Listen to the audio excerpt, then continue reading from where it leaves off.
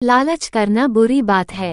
हम सभी लालची राजा मिदास की कहानी जानते हैं। उसके पास सोने की कमी नहीं थी, लेकिन सोना जितना बढ़ता वह और अधिक सोना चाहता। उसने सोने को खजाने में जमकर लिया था और हर रोज उसे गिना करता था। एक दिन जब वह सोना गिन रहा था तो एक अजनबी कहीं से आया और बोला, तुम मुझसे ऐसा कोई वरदान मांग सकते हो जो तुम्हें दुनिया में सबसे ज्यादा खुशी दे। राजा खुश हुआ और उसने कहा, मैं चाहता हूँ कि जिस चीज को छूऊं वह सोना बन जाए। अजनबी ने राजा से पूछा, क्या तुम सचमुच यही चाहते हो?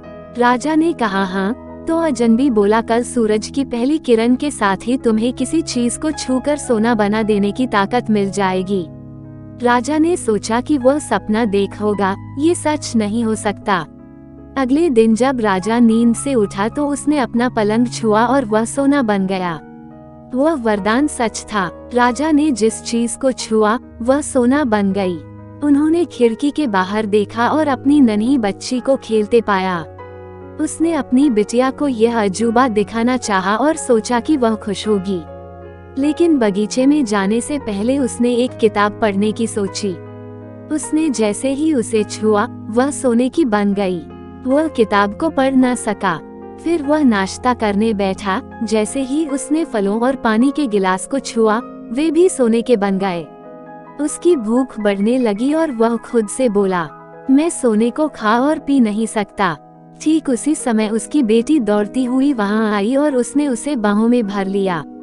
वह सोने की मूर्ति बन गई।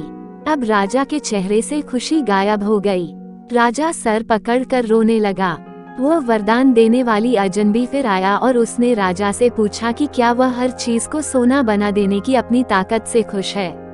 राजा ने बताया कि वह दुनिया के सबसे दुखी इंसान है। राजा ने उसे सारी बात बताई। अजनबी ने पूछा, अब तुम क्या पसंद करोगे, अपना भोजन और प्यारी बिटिया या सोने के ढेर और बिटिया की सोने की मूर्ति? राजा ने गिड़गिड़ाकर माफी मांगी और कहा, मैं अपना सारा सोना छोड़ दूंगा, मेहरबानी करके मेरी बेटी मुझे लौटा दो, क्योंकि उसके बिना मेरी हर चीज मूल्यहीन हो गई है। अजनबी ने राजा से कहा, तुम पहले से बुद्धिमान हो गए हो, और उसने अपने वरदान को वापस ले लिया। राजा को अपनी बेटी वापस फिर से मिल गई और उसे एक ऐसी सीख मिली जिसे वह जिंदगी भर नहीं भुला सका।